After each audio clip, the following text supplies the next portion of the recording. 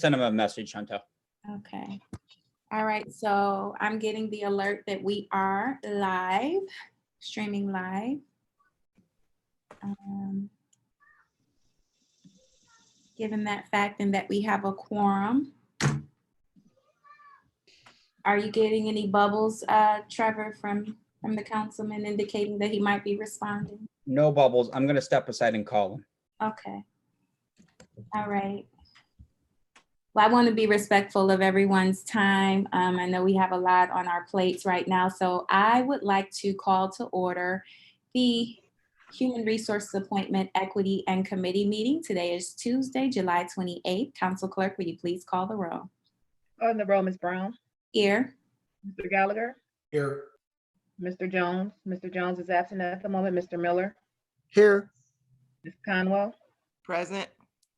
We have a quorum.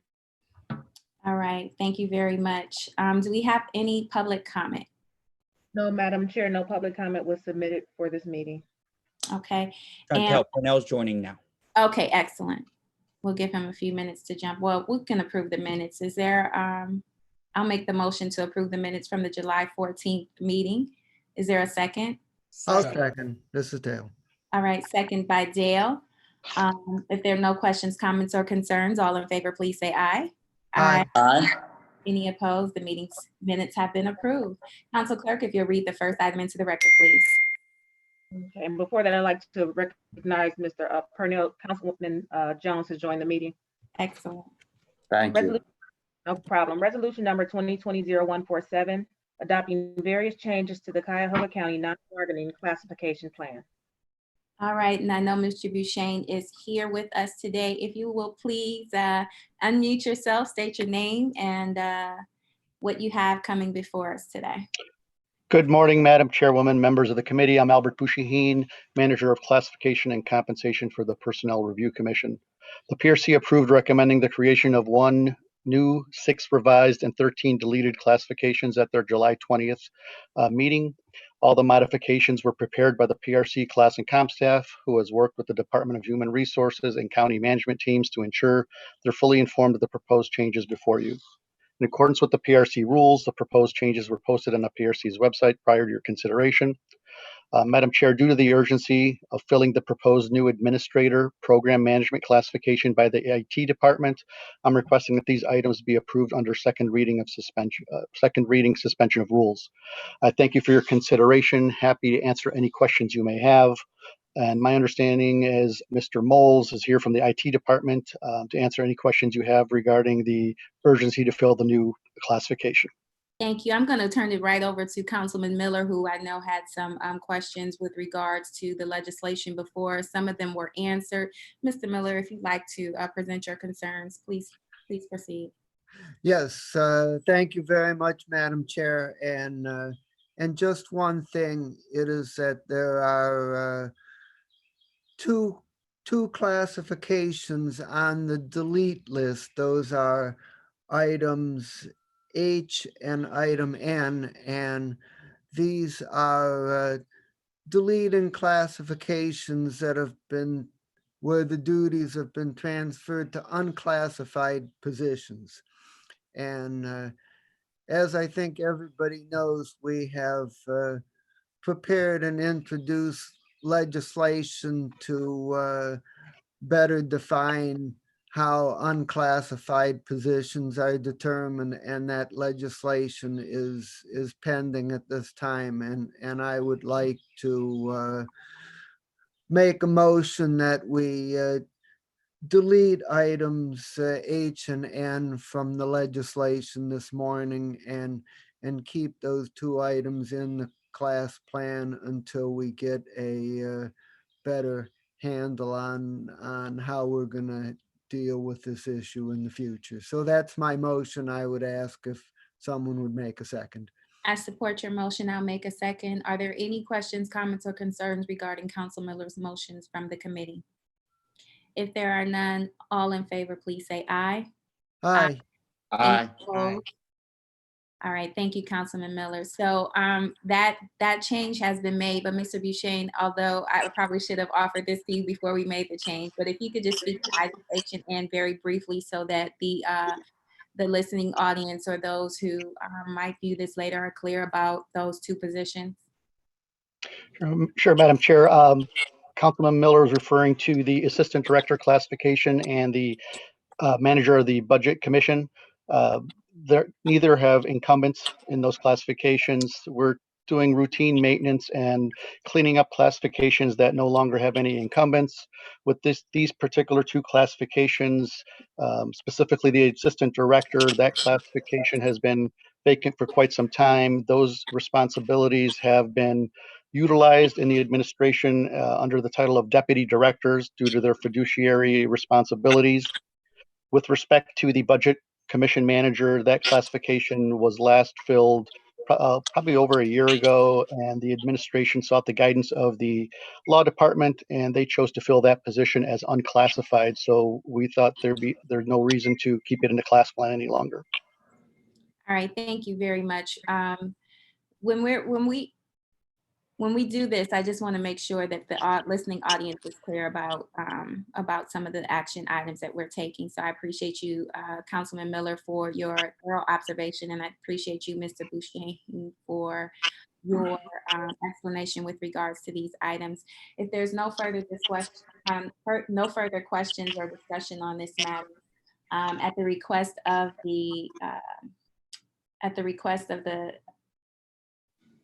the request, we'll move this forward to, under second reading suspension. Do I have a motion to do that? Also move. Okay, so it's been moved. Is there a second? I'll second.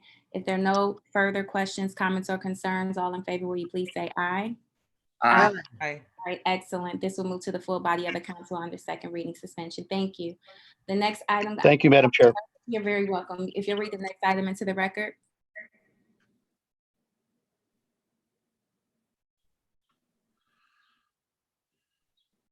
Council Clerk, if you read the next item into the record. You're muted. I took my glasses off, so I got confused, sorry.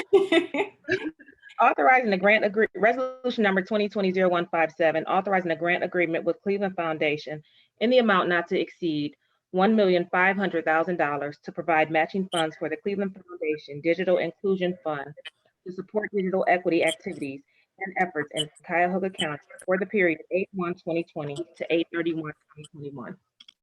All right, and who's here to speak with regards to this item? I am Ms. Catherine Tkachuk. All right, if you'll state your name for the record and just give us a little bit of background about the legislation before it, please. Sure. So Catherine Tkachuk, I am the Chief Innovation and Performance Officer. I have a short presentation, if that's okay for the committee. Sure. Okay. Let me try and bring that up, and then if I can grab the presentation.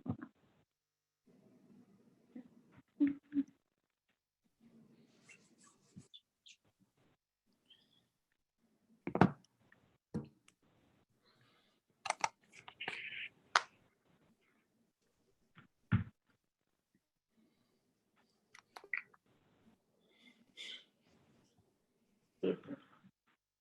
Ah. Hold on, sorry.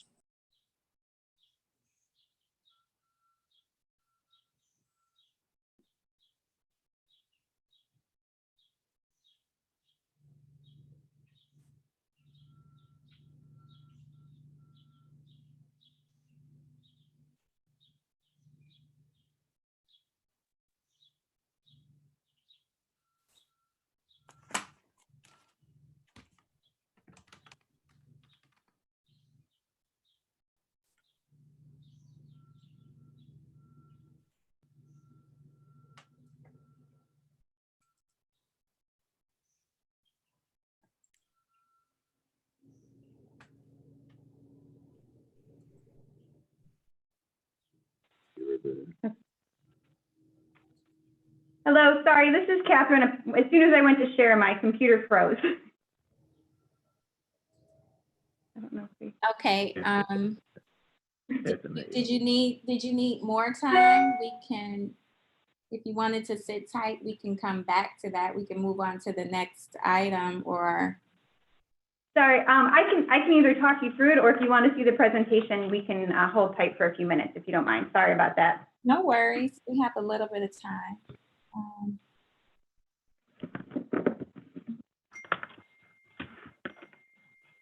Okay, we're gonna go to the next item so you can take your time and do what you need. Okay, Catherine? Okay, thank you. No problem. All right, we're gonna hold on item B. Council Clerk, if you'll read item C into the record for us, please. Ordinance number 2020-0015, uncodified ordinance authorizing the county executive or his designee to temporarily expand the electronic equipment and communication policy to define requirements for county employees working from home and connecting to the county network. All right, and who's here to speak on behalf of this legislation? This is Jeremy Mio, the Information Security Officer for Cuyahoga County under the Department of IT. All right, go ahead, please. This is requesting specific legislation to extend the electronic use equipment policy. I know that Sarah is also on the line from the law department, so the county executive can expand this policy as needed. One of the specific items needed due to the current event is a work from home policy to align specific uses of IT equipment for the use from work from home. And I'll kind of open it up to questions. I know there were a few questions that I sent over an email to Trevor, Dale, and Joe. And Sarah can also further explain the legislation process as well. Sarah, I'm going to turn it over to you for anything additional that you would like to add. If you would just please state your name for the record. And you're muted. I'm so sorry. That's okay. Sarah Nemistel, I'm an assistant law director in our law department. Greg Huth and I, our law director, helped Jeremy and the Department of IT put together some legislation. And it's consistent with, I believe, the expansion of some of the policies in the handbook that prior uncodified ordinances related to the pandemic, which were already passed by council. Like, I believe there's temporary expansion of the sick leave policy through the end of the year, just to provide some flexibility while not formally changing the policy going forward. Okay, and it looks like it's through, like you said, through the end of the year, or the option is also by the health commissioner in conjunction with the county executive. Am I understanding that right? Yeah, that's in the legislation, correct, Jeremy? I don't have it. Yes, okay. I believe so. Again, I can only speak onto the IT specific. Okay, all right. I'll open it up to my colleagues. If you guys have any questions, please proceed. Any questions from the committee? All right. I have Councilman Miller. a question or two. Okay, please proceed. My first question is, am I correct that the legislation not only approves a set of changes, but it also authorizes the administration to make additional changes along the same line during this temporary period? Is that correct? Yes, that is correct, Councilman. Okay, so I would like to propose an amendment. And the amendment that I propose is that if the administration intends to make any further changes, that they will that the administration will send us the changes a minimum of 7 days before the changes are going to go into effect. And this doesn't mean we have to approve them. It doesn't create any additional process other than the 7 days. It just gives us a chance to read through it, and if there's anything that we have an oh my God reaction to, that we can contact the administration and express our concerns before it goes into effect. So that's what I'm proposing.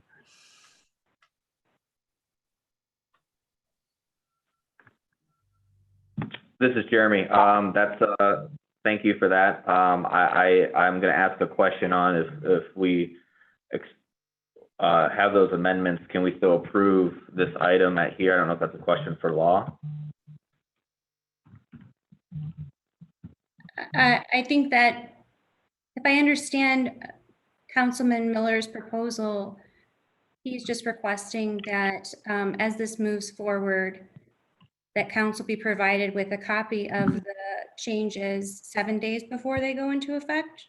Yes. Yes, what I'm suggesting is that we would approve the changes that are currently in the legislation. Mhm. What I'm suggesting relates to if the administration decides to make any further changes. And if the administration decides to make any further changes, the administration will provide us a copy of the further changes at least 7 days before they're to go into effect, so that if we have any comments or concerns, we can bring them to the administration's attention. That's what I'm proposing. Yeah, I don't see an issue with that at all.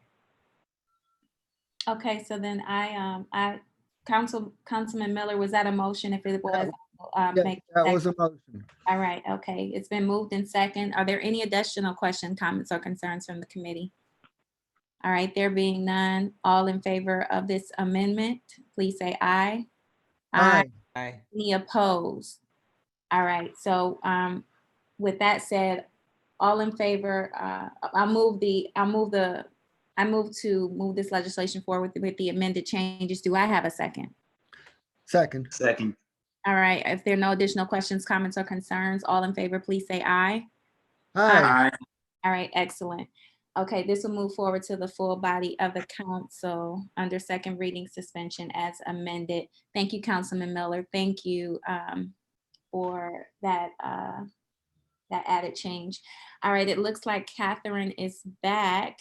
So if that is in fact the case, if you're ready, I got a nod from her. So if you'll unmute yourself and please proceed, we'll move back to item B. Okay, let's try this again. All right.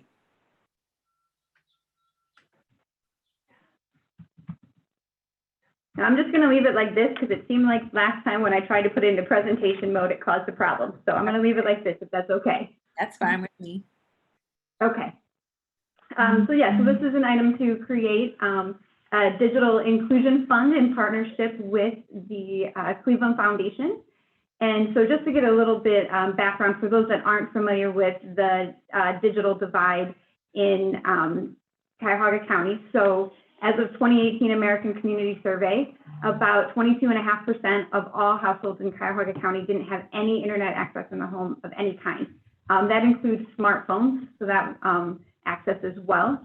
Nearly half of the households that make less than $20,000 a year lack home internet access of any kind. And then more than 34% of those over the age of 65 have neither a home computer nor internet access of any kind. And then that is really, you can see how that is, this map shows how it's done really, it's concentrated in a lot of neighborhoods. So the outerlying areas of the county you see are that dark green color, meaning almost all of those folks have internet access in the home. And as you move farther and closer into Cleveland, and particularly on the east side of Cleveland, You see where there's a lot of neighborhoods that have less than 40% of fixed broadband internet access. And I think one of the things that we've seen in this during COVID-19 is really it's shown how important internet access is to all aspects of life. We knew this before COVID-19, but this has just highlighted even more. You know, being able to do online banking, tax returns, access for small businesses, those micro businesses as well. Education particularly, I mean, again, as kids went home in March, we had a lot of them that didn't have internet access, so doing distance learning wasn't something that they were able to do. We see it across the house, accessing telehealth, remaining connected to friends and family, and again, workforce. There's a lot of things. You can apply for jobs online. You can learn about job opportunities. In fact, we had done a virtual job fair where we were able to provide through some funding that council approved, as well as the Mandel Foundation, some computers for folks to try and gain that access, because we know that applying for jobs is something that even before was mostly online, but now in COVID-19 is almost all online. And then again, there's things in government and staying informed that having internet access is really important. So the Digital Inclusion Fund, it's a partnership with the Cleveland Foundation, each to put in $1.5 million, if approved by council, to create this. We sort of talked about 3 focus areas for it. Students, our K through 12 and college students, workforce, those that are, again, trying to get those jobs, and then seniors. So each population is going to have a little bit of different needs. And so we want to make sure we look at, with this fund, how do we serve all of those populations? And then we also see it as an immediate plan. What do we do in the next 6 to 18 months in terms of what do we need to do because of the COVID-19 crisis, as opposed to, and continue that for the next 18 months. And then the long-term plan. So this has been an ongoing issue. It's been an issue for a long time for our community. And we want to also start thinking about how do we solve this for this problem for the future of the community. So not just what can we do now, but what can we do in this to make sure that it's a problem that's solved going forward. So if the dollars are approved, our first project out of this fund will be connecting students with T-Mobile's Empower Ed. So the goal, so this would be to provide hotspots for families with a K through 12 student that's enrolled in a public or charter school in Cuyahoga County. The initial order will be for up to 5,000 hotspots. This will provide 2 years of unlimited access as part of the program. And then we're partnering with PCs for People to provide laptops to students and their families as well, with an initial goal of 10,000 laptops. So why we chose the Empower Ed program. So our focus will be on the inner ring suburbs, but the program is available countywide. So even if you were in one of those dark green areas and you were somebody that didn't have access, you would still be eligible as long as you had a K through 12 student. One of the things that I think is a good benefit of this program is it's not income contingent. So we see a lot of the carriers will offer things for 135% of the poverty level. But we know if you're at 140% of the poverty level, you may still really be struggling to provide internet for your family, as well as other basic needs. So this one does not require an income contingent focus on it. Another thing is the unlimited internet access. So the goal of this is to focus on the students, and it's K through 12 eligible, but because there's unlimited internet access through the hotspot, there's not a cap at certain points. The entire family will be able to use it. So if mom's there and is using it for work or using it for applying for jobs, or if grandpa's there and wants to use it to also stay connected, those are possible on this. This program provides us a 2-year sort of fix, we think, for the issue, while we focus on that longer term sustainable solution. And then there's this SIPA filtering is included. So T-Mobile, as part of the program, they included about $1 million. They would include about $1 million of services and things. And one of this is the SIPA filtering, which is Child Internet Protection Act filtering.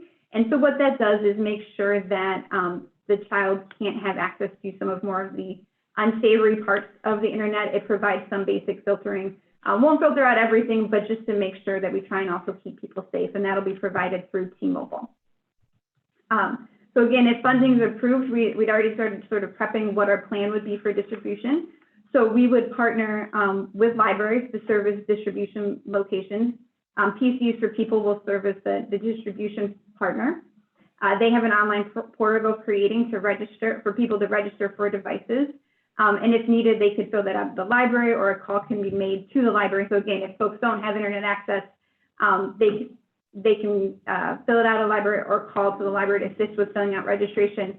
Though talking to PCs for People, they found in the past that about 90% when they do these types of distributions, about 90% of their clients are still able to register online because it's a pretty basic form. They may be able to have access to a smartphone or something like that to do that. And then what will be needed for eligibility is only proof of school enrollment at a school in Cuyahoga County, either a public or charter school. And then our goal with this would be distribution to begin in the end of August, in order to try and take it, have as many students as possible ready for school as early as possible. So that is my presentation. I'm happy to answer any questions that you have.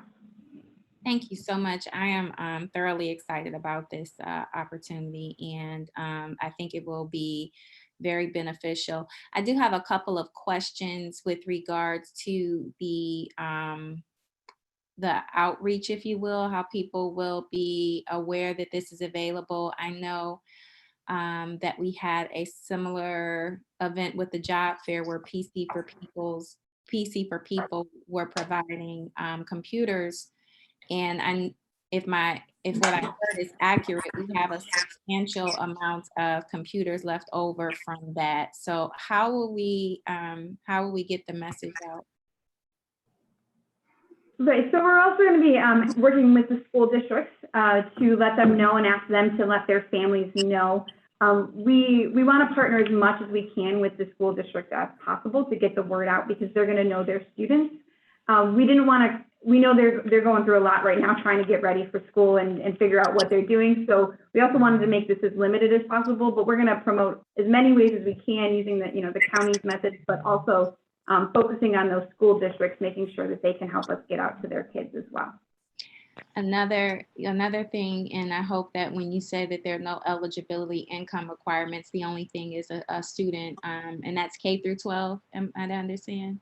K through 12. Okay, so I know in some programs, if there were some type of history with past credit issues, I'll phrase it like that would have prevented people from taking advantage of some of the companies, even COVID related programs. Do you anticipate that being an obstacle?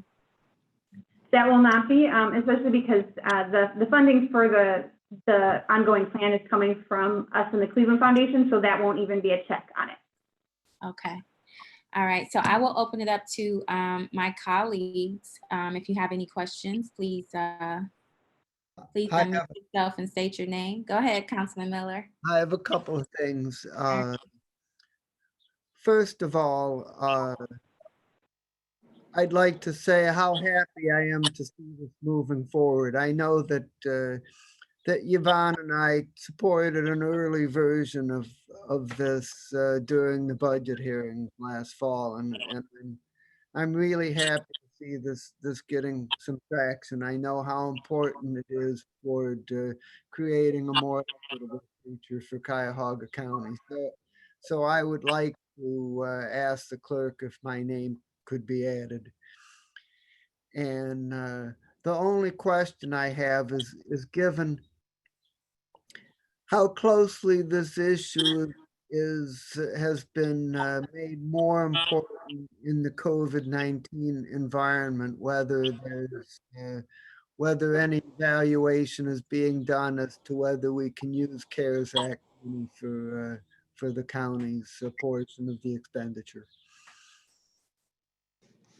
Yes, so the intention with this is for the 1.5 million is to use CARES Act, and actually, it is specifically spelled out as expenses to facilitate distance learning is one of the eligible options for CARES Act dollars. So that's our intention for this.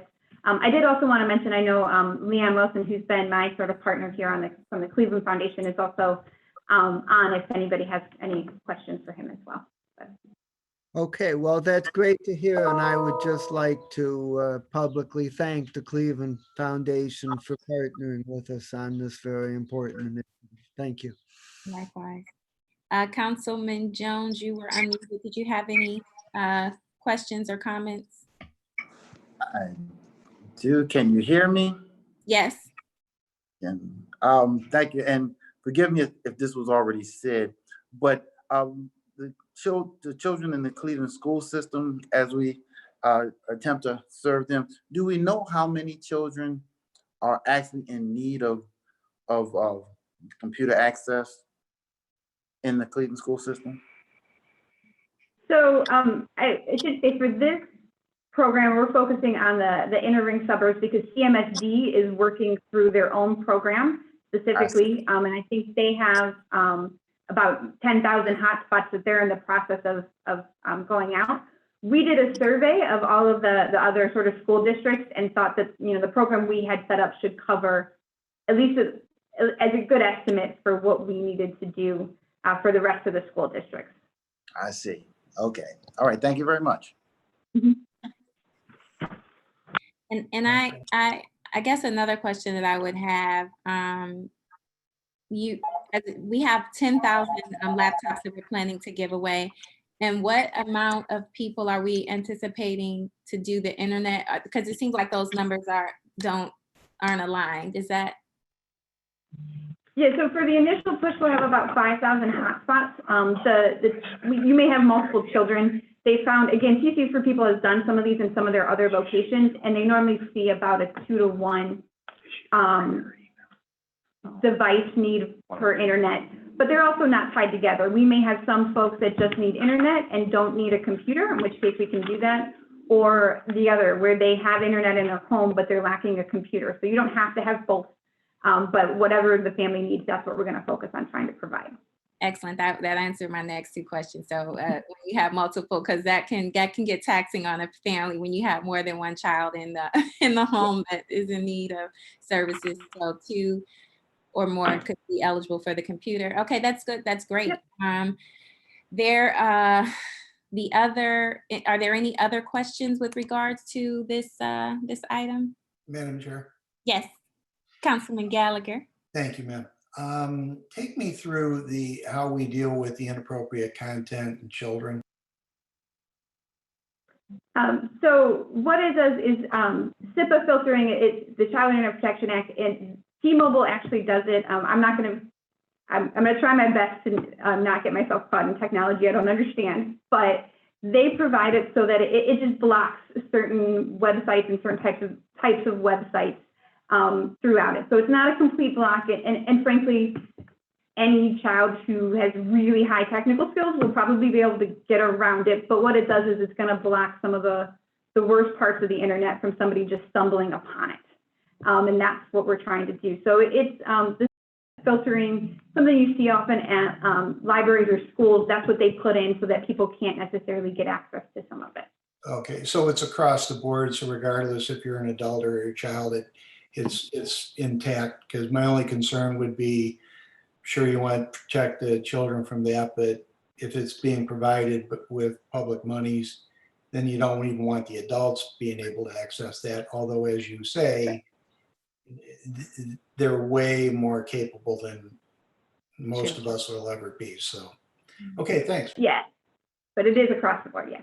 And one final question, I guess, is with regards to seniors. You touched on them as a population, and I know many residents are multi-generational, but if they do not have a child K through 12 in the home, would they still be eligible or able to access this program? So not right now, because the T-Mobile's Empower Ed does require a K through 12 child in the home. Okay. With that being said, we're not done with what we need to do around digital inclusion. This is the first project. We have the Digital Equity Coalition that we're participating in, Cleveland Foundation pulled together. And there's a specific working group looking at seniors and how we can also start solving those for all of our populations. So this is sort of a first step, but it's not the last one that we hope to be able to do as a community around digital inclusion. Okay, that's excellent. Okay, I appreciate that. All right, so if there are no further questions, then Madam Chair? Yes. Just quickly, I'd like to ask the director if you could send over the little presentation that you gave this morning over to the clerk so that we could have copies of it. Sure, will do. Thank you. All right. So we've got to, I'm already a sponsor. If not, I'd like to be a sponsor, in addition to Councilman Miller. If there, if there are no additional questions, comments, or concerns, I'd like to move this to the full. Madam Chair, I'd like to add my name as well. Councilman Jones. All right. Well, Conwell Gallagher. and Gallagher. Excellent. We've got a full house here. So I'll move this to the full body of the council under second reading suspension. Are there any additional questions? I'm sorry, is there a second? Second. Second by everyone. So take your pick. If there are no additional questions, comments, or concerns, all in favor, please say aye. Aye. Aye. Okay, this will move to the full body of the council. Council Clerk, will you read the next item into the record, please? Thank you. Ordinance number 2020-0016, an uncodified ordinance authorizing the county executive to approve hazard pay to non-bargaining county employees in accordance with the Coronavirus Relief Fund established by Section 5001 of the Coronavirus Aid, Relief, and Economic Security Act. All right. If you will state your name and give us a little bit of background, you're gonna have to unmute yourself.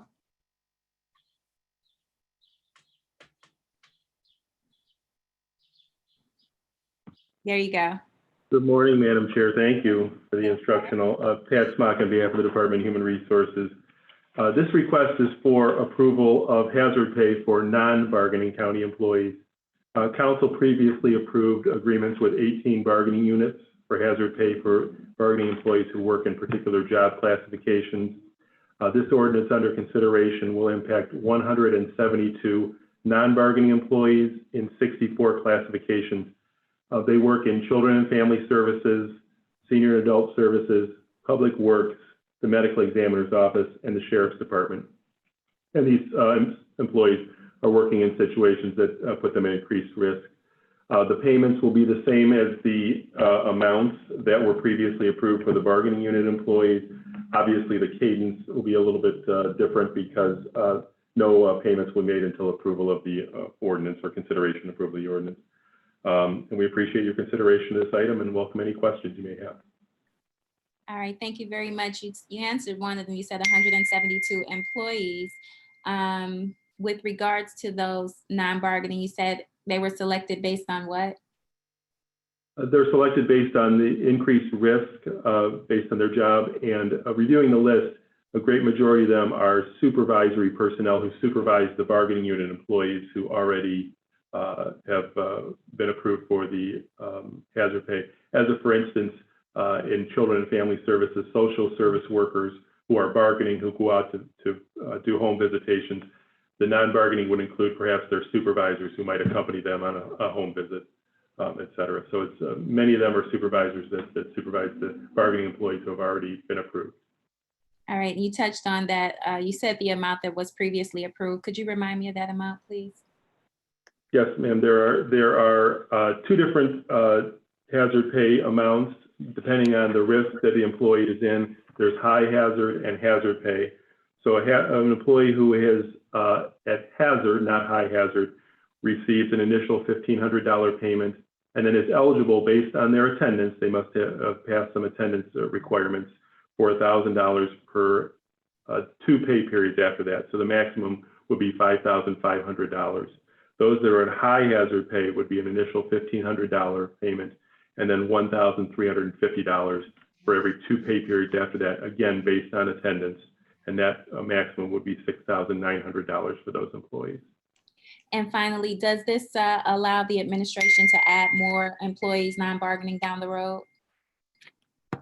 This conceivably would. My understanding, I would defer to the law department, but my understanding of the ordinance is that we did not build in these specific classifications. We did not name the specific classifications in the ordinance.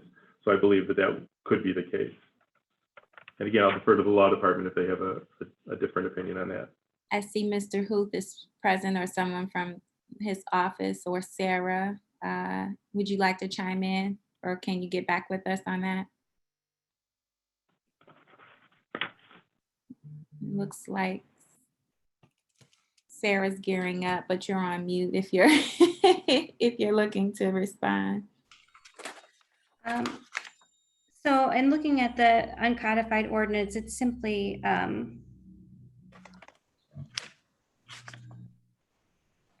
Approving the use of CARES Act funds to non-bargaining county employees. So yes, the list it's not defined by the legislation.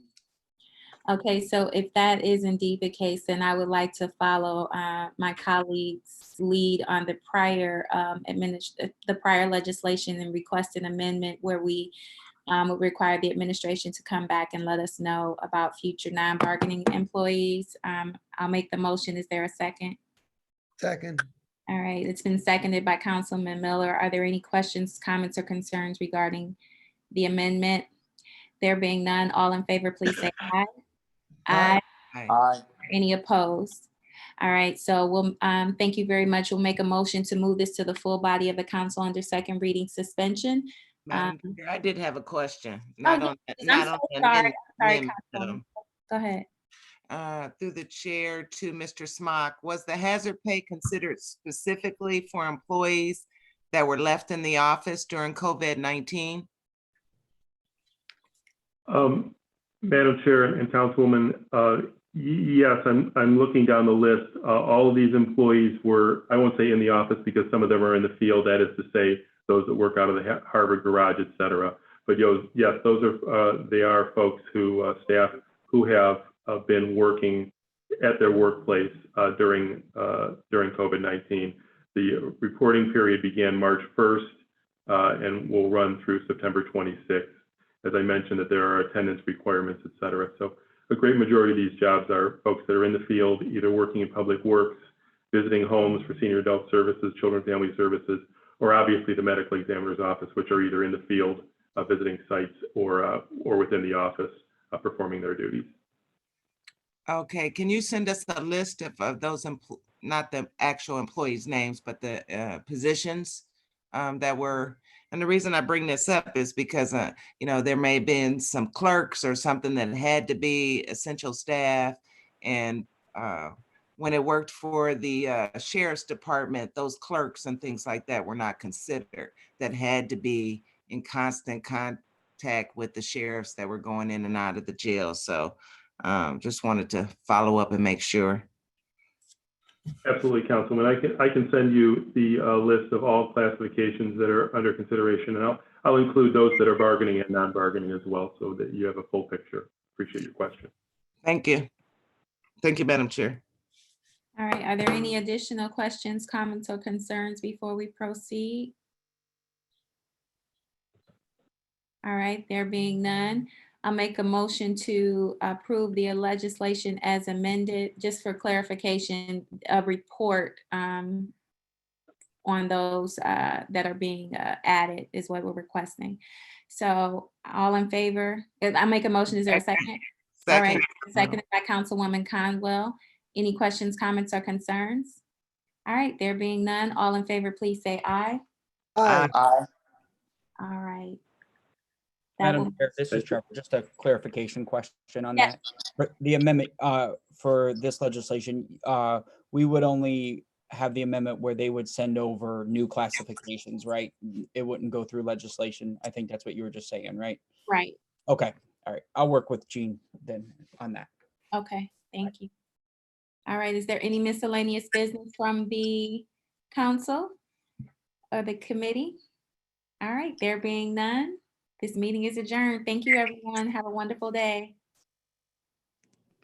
Thank you.